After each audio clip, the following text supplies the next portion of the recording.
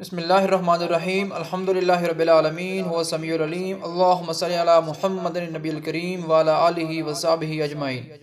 रूहानियत TV के मुअज़्ज़िज़ सामीन व नाज़रीन, आज का मेरा मौजू है जिन्नात की अक़साम। जिन्नात की कितनी अक़साम होती हैं और वो कहाँ कहाँ पाए जाते हैं। इससे पहले कि मैं अपनी गुफ्तगू का आगाज़ करूँ, गुजारिश करूँगा जिन दोस्तों ने अभी तक मेरा चैनल सब्सक्राइब नहीं किया वो मेरा चैनल सब्सक्राइब कर लें, वीडियो आखिर तक ज़रूर देखा करें और लाइक और कमेंट भी ज़रूर किया करें। आते हैं मौजू की तरफ। अबू सालबा रज़ी अल्लाह तआला अन्हु बयान करते हैं कि नबी सल्लल्लाहु तआला अलैहि वसल्लम ने फरमाया कि जिन्नों की तीन किस्में हैं। एक किस्म के पर हैं और वो हवाओं में उड़ते हैं, और एक किस्म सांप और कुत्ते हैं, और एक किस्म आबाद होने वाले और कूच करने वाले हैं। अल्लामा बदरुद्दीन मोहम्मद दीन अहमद ऐनी बुखारी शरीफ की शुरा आफाक शरह उम्दतुल कारी में जिन्नात की अक़साम तहरीर करते हैं।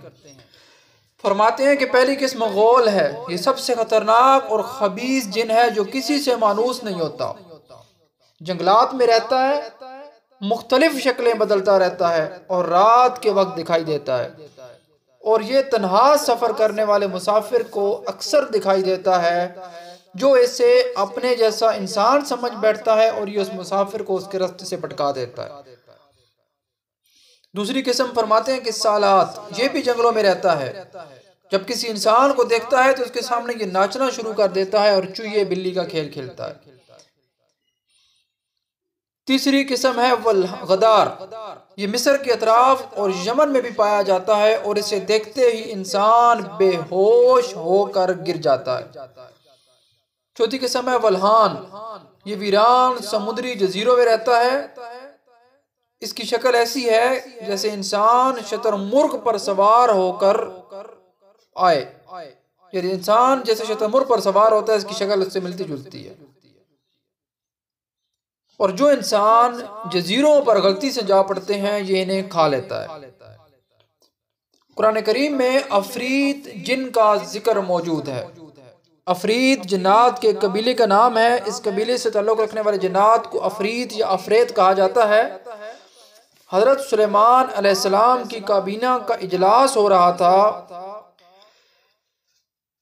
तो उन्होंने कहा कि मलका बल्कीस का तख्त कौन लाएगा, तो कुरान मजीद में अरशाद है कि अफरेत ने कहा कि ए सुलेमान, मैं इसका तख्त आपके पास यहाँ खड़ा होने से पहले लाऊंगा। लेकिन इसी काबीना में अल्लाह का एक बंदा मौजूद था जिसने कहा, कुरान करीम में अरशाद है कि वो शख्स जिसके पास किताब का इल्म मौजूद था, इसने कहा कि ए सुलेमान, मैं आपका तख्त पलक चपकने से पहले ले आऊंगा, और फिर वो शख्स ले भी आया।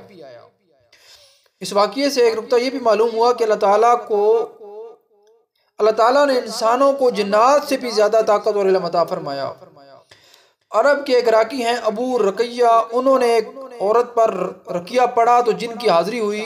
उसने कहा कि मैं अफरेत हूँ और मेरी बड़े शैतान ने ये ड्यूटी लगाई है कि हिंदुस्तान के फलां मज़ार पर बैठ जाओ और जो लोग नजराने या चढ़ावे देते हैं इनके नजरानों और चढ़ावों को गायब कर दिया करो, ताकि लोग ये समझें कि हमारा नजराना कबूल हो गया है।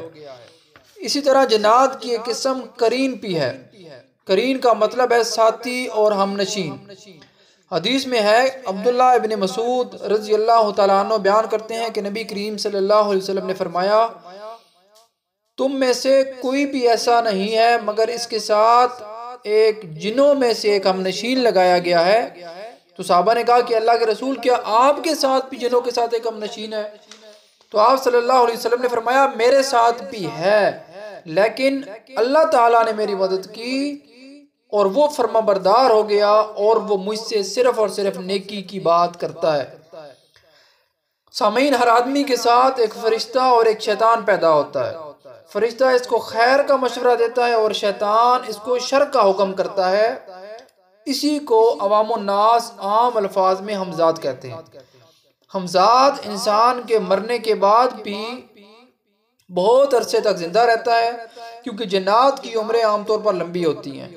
बाज़ हजरात का ये कहना है कि यह हमजाद इंसान के मरने के बाद इसकी कब्र पर ही डेरा डाल देता है और कभी बाकी जिन्नों के ग्रोहों के साथ जाकर शामिल हो जाता है।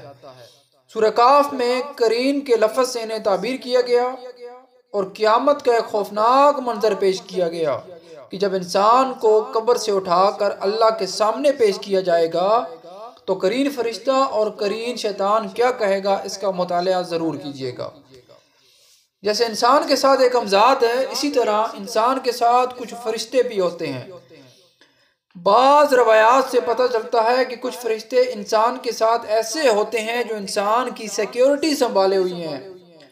कुछ फरिश्ते ऐसे हैं जो इंसान के तलब करने पर आ जाते हैं।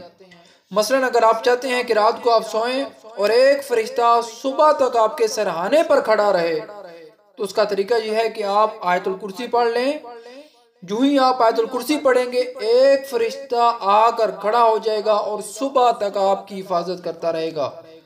बुखारी शरीफ में है कि जब तू बिस्तर पर आए और आयतुल कुर्सी पढ़े तो अल्लाह ताला की तरफ से एक मुहाफिज मुकर्रर कर दिया जाता है और वो मुहाफिज सुबह तक वहां पर मौजूद रहता है। सुबह तक शैतान तुम्हारे करीब नहीं आ सकता।